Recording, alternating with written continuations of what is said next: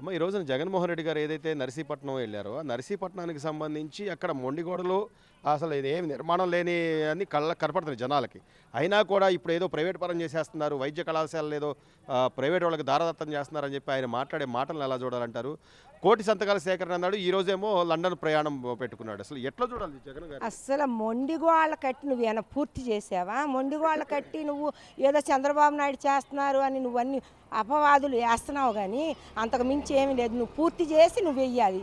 ఇల్లు కూడా అట్టాగే చేసావు. నువ్వు పూర్తి చేయకోకుండా అందరికి రిజిస్ట్రేషన్లు చేసావు. ఏది నువ్వు సరిగ్గా చేసావని నువ్వు అంటున్నావు? చంద్రబాబు నాయుడు గారు అనే అంత మాత్రం అయితే నువ్వు కాదు. మరి రుషికొండ చేసావు, నువ్వేమైనా దాన్ని ఉపయోగించావా? ప్రజలకు ఉపయోగించేటట్టు చేసావా? కోట్లు ఖర్చు పెట్టావు. కోట్లు ఖర్చు పెట్టింది ఉపయోగించేటట్టు చేస్తే అది ప్రజలు నమ్ముతారు. నువ్వేది చేయకోకుండా నష్టం చేసి ఏదో సంక్షేమ పథకాలు ఇచ్చేసానని కొంతమందికి ఇచ్చి కొంతమందికి ఈకోకుండా నువ్వు వాళ్ళని అన్ని అబద్ధాలు చెప్పి అందరు ప్రజల్ని మోసం చేసావు. ఈ పూట ప్రజలు నువ్వేది చెప్పినా నమ్మరు. ప్రతి ప్రజలు అందరూ ఆలోచిస్తున్నారు నువ్వు చేసిన పని ఏంటి. అప్పులు చేసి వెళ్ళిపోతే ఆయన అన్నీ సమకూర్చి ఇద్దరు ముగ్గురు కలిసి పవన్ కళ్యాణం గారు, మోడీ గారు, లోకేష్ బాబు, చంద్రబాబు నాయుడు గారు ఇంతమంది కలిసి ఇన్ని రకాలుగా ఆలోచించి ప్రతి పని చేస్తున్నారు వాళ్ళు. ప్రజలకి ఏది ఉపయోగపడుతుందో అది చేస్తున్నారు. నువ్వు కట్టి అని నష్టం చేసావుగా, నువ్వేం లాభం చేయలేదుగా. ప్రజలు నమ్ముతారా నీ మాట? అసలు 500 కోట్లు పెట్టే ఋషికొండ కట్టే బదులు ఆయన అన్నట్టుగా 500 కోట్లు ఒక్కొక్క మెడికల్ కాలేజీకి 500 కోట్లు అవుద్ది అన్నాడు. ఒక మెడికల్ కాలేజీ పూర్తిగా కట్టి అక్కడ అడ్మిషన్లు ఇచ్చి పిల్లల చదువులకి ఏదైనా ఉపయోగపడాలి, కానీ ఏమీ చేయకుండా అంటే 10 సార్లు నేను ఒక అబద్ధాన్ని నిజం నిజం నిజం అంటే నిజం అయిపోద్ది అంటారా? ప్రజలు నమ్ముతారు? అసలు నువ్వు ఒక్కడో అబద్ధం నిజం అని చెప్తే ఎవడ నమ్ముతాడు? ప్రజలు ఏమన్నా పిచ్చోళ్ళ? నీ నోట్లేసి గెలిపించుకొని నువ్వు మోసం చేసి అసలు ఉపయోగపడకుండా రుషికొండ చూసి అందరూ ఎంత బాధపడ్డారు. ప్రజావేదిక కట్టింది నువ్వు రావటం ఆయన కోల్ చేసావు. అది అందరూ ప్రజలు చూశారుగా.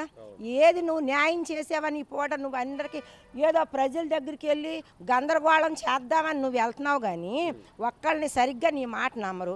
పాదయాత్ర చేసావు, మనిషిని చంపేసావు, పక్కన పడేసి వెళ్ళిపోయావు. నీకు చచ్చిపోవటం కావాలి, కానీ ప్రజలకి న్యాయం చేసే పని ఒక్కటి నువ్వు లేదు. ఇంకా వాళ్ళని నువ్వు పేరు పెట్టి విమర్శిస్తున్నావు.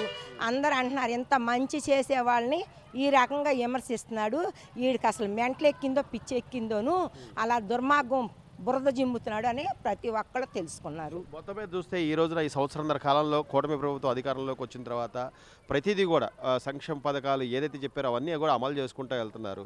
రాష్ట్రంలో పెట్టుబడుల కోసం లేకపోతే ఇంకా ఆదాయం పెరగాలని చంద్రబాబు నాయుడు గారు ఈ వయసులో కూడా ఇంత కష్టపడుతుంటే అడుగడుగున అడ్డుపడుతూ ఇలా బురద జల్లడాన్ని ఎలా చూడాలమ్మా? అసలు అవును, ఆయన వచ్చాక నువ్వు ఏది చేయలేదంటున్నావు. ప్రతి ఒక్కటి పనిచేశాడు. నువ్వు సచివాలయం పెట్టావు. ఆయన వచ్చి రావటమే అన్నా క్యాంటీన్లు పెట్టావు. అన్నా క్యాంటీన్లు పెట్టి అందరికి భోజనం పెడుతున్నాడు 5 రూపాయలకి. అది న్యాయమే కదా, అది దుర్మార్గం కాదు కదా. ప్రతి పని పింఛన్ అన్నారు, పింఛన్ రావటమే ఆయన స్టార్టింగ్ అమలుపరచటమే, నామినేషన్ వేయటమే నేను 1000 రూపాయలు ఇస్తానన్నారు. 1000 రూపాయల ప్రకారం మాట తప్పకుండా ఆయన ఎవరిని మోసం చేయట్లేదే. ప్రజలు బాగుండాలని కోరుకుని 7000 రూపాయలు రావటం ప్రజలందరికి ఇచ్చాడు. 3000 రూపాయలు పింఛను వికలాంగులది 3000 6000 చేశారు. 4000 పింఛను భర్త చచ్చిపోయిన వాళ్ళకి ఇస్తున్నారు. ఈరోజు చంద్రబాబు నాయుడు గారికి 100 కోటి దండాలు పెడుతున్నారు తెలుసా. ప్రతి ఒక్కళ్ళు అయ్యో మేము చేసుకోలేకుండా ఉన్నాం, ఈ పూట ఆయన 4000 రూపాయలు తెచ్చిస్తున్నారు పింఛను. తెల్లారేటప్పటికి మాకు ఎంత బాగుందో. దేవుడు దేవారం పటం పెట్టుకుని దండం పెట్టుకుంటున్నారు ప్రతి వాళ్ళు. అది నీకేం తెలుసు? ప్రజలకి తెలుసు. నువ్వు అనంగానే బురద సమ్మగానే ఏది అవ్వదు. అస్సలు నమ్మరండి బాబు. అసలు జనాల్లోకి వస్తే చెప్పు తీసుకు కొడతారు. ఆడొచ్చి జనాన్ని చంపడానికే తప్పితే పాదయాత్ర చేసి న్యాయం చేయాలనుకోవట్లా. ప్రజలకి న్యాయం చేసే మనిషి కావాలని ప్రతి ఒక్కళ్ళు కోరుకుంటున్నారు ఈరోజు. అసలు నువ్వు అసలు ఎంత దుర్మార్గం చేసావో అందరికీ తెలుసు. ఈ పూట మొన్న ఆటో డ్రైవర్లకి ప్రతి ఒక్కళ్ళకి బస్సు టిక్కెట్లు పెడితే బస్సుకి ఎంతమంది వెళ్తున్నారమ్మా? గుళ్ళుకి వెళ్తున్నారు. ఆయన ఏమన్నారు? గుళ్ళుకి వెళ్ళండమ్మా చక్కగా అన్నారు. అందరూ ప్రతి ఒక్కళ్ళు గుళ్ళుకి వెళ్ళి ఆధార్ కార్డు అది ఒక పండగగా చేసుకుంటున్నారు బస్సులో మాత్రం. అసలు ఎన్ని తడవలో నేను చూశాను. ఎంత బాగా ఆయన పుణ్యం అంట చేసుకుంటున్నాను, అందరం వెళ్ళి గుళ్ళుకి వెళ్తున్నాము రూపాయి లేకుండా నేను ప్రతి వాళ్ళు ఆధార్ కార్డు చూపించి చక్కగా బస్సు టిక్కెట్లు పెట్టుకొని కడుపు మండక ఏది దొరకట్లా ఆయనకి చెప్పటానికి.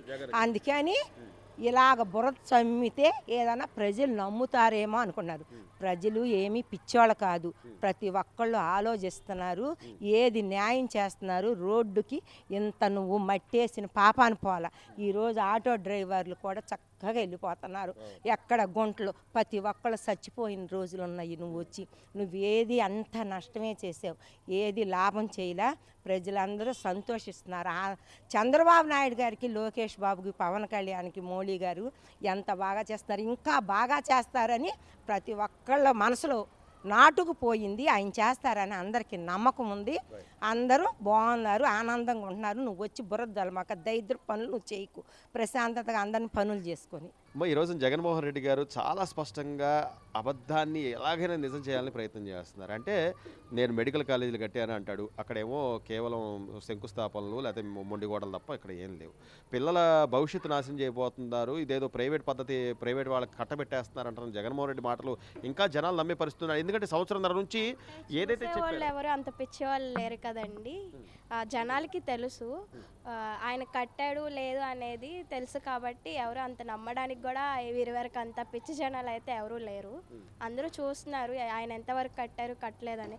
ఓకే, ఇక్కడ ఉన్న జనాలకి తెలియపోవచ్చు, అక్కడ ఉన్న లోకాలిటీ వాళ్ళకి తెలుస్తుంది కదా. ఆయన కట్టేసేసి అందరికీ ఇచ్చేసారా అంటే ఫ్రీ సీట్లు ఇచ్చేసారా, అక్కడ అందరు చదువుతున్నారని కాదు కదా. సో అక్కడ ఓన్లీ శంకుస్థాపన అయితే చేశారు కానీ ఆయన కట్టింది అయితే ఏమీ లేదు. అది అందరికీ తెలుసు. ఇక్కడ ఉన్న వాళ్ళ కొంతమందికి తెలియపోవచ్చు కానీ అక్కడ ఏ ఏరియాలో అయితే కట్టారో, విశాఖపట్నం అలాంటి ఏరియాస్లో కట్టారని చెప్తున్నారు కాబట్టి, నర్సీపట్నం అలాంటి ఏరియాస్లో కట్టారు కాబట్టి సో అక్కడ ఉన్న వాళ్ళందరికీ తెలుసు. అంటే అక్కడ ఎంత డెవలప్ చేశారు, అక్కడ ఏమవుతుంది ఏంటనేది అక్కడ వాళ్ళకి తెలుసు. అక్కడ ఉన్న వాళ్ళు ప్రతి ఒక్కరికి ఇప్పుడు సోషల్ మీడియా అనేది ఒకటి ఉంది కాబట్టి సో అక్కడ పిన్ టు పిన్ అక్కడ ఏం జరుగుతుంది ఎవ్రీ పర్సన్, ఒక్క పర్సన్ కాకపోతే 100 మందిలో ఒక్క పర్సన్ అయినా పోస్ట్ చేస్తే ఒక్క వీడియో అయినా అది వేలాది మంది చూస్తారు. అందుట్లో ఎంత నిజం ఉంది, అందుట్లో ఎంత అబద్ధం ఉందా అనేది ప్రతి ఒక్కరికి తెలుస్తుందండి. సంవత్సరంన్నర కాలంగా చూస్తున్నాం కూటమి ప్రభుత్వం అధికారంలోకి వచ్చిన తర్వాత వాళ్ళు ఏదైతే చెప్పారో సూపర్ 6 పథకాలు అన్నారు, అవన్నీ కూడా ఇంత కష్టంలో అంటే ఆర్థికంగా ఇన్ని ఇబ్బందులు ఉన్నా కూడా వీళ్ళు చేసుకుంటూ వెళ్తున్నారు. కానీ ఏం జరగట్లేదు, జనాలు అల్లాడిపోతున్నారని జగన్మోహన్ రెడ్డి గారు చేసే కామెంట్స్ ఎలా చూడాలి? అలా అని కాదండి. అంటే ఇప్పుడు వీళ్ళు వచ్చారని చెప్పి అధికారంలో ఉండి ఆయన అధికారంలో లేరని మాట్లాడినవి అయితే అవి ఎవరు అధికారంలో ఉంటే వాళ్ళని బ్లేమ్ చేయడం అనేది అది ఉన్నదే కదా, తెలియదు ఏమీ లేదు. కళ్ళకి కనిపిస్తుంది. ఇక్కడ ఫ్లడ్స్ వచ్చినప్పుడు విజయవాడలో అందరికి ఆయన ఎంత హెల్ప్ చేశారని తెలుసు. నెక్స్ట్ వచ్చేసి అమ్మ పథకం ఇలాంటి, తల్లికి వందనం ఇలాంటివన్నీ వేస్తున్నారు, పింఛన్స్ ఇస్తున్నారు. మొన్నే రీసెంట్గా చంద్రబాబు నాయుడు గారు, పవన్ కళ్యాణ్ గారు వచ్చి ఆటో డ్రైవర్స్కి అమౌంట్ చేశారు. ఫ్రీ బస్సులు ఇచ్చారు. మహిళలందరూ చాలా సెక్యూర్గా వెళ్ళొస్తున్నారు. సో అంటే కొంతమందికి ఇప్పుడు ఒకళ్ళ మొహం చూస్తే కొట్టాలనిపిస్తుంది, ఒకళ్ళ మొహం చూస్తే పెట్టాలనిపిస్తుంది అనే సామెత ఇలాంటి కొన్ని చూస్తే నిజమని అంటారేమో.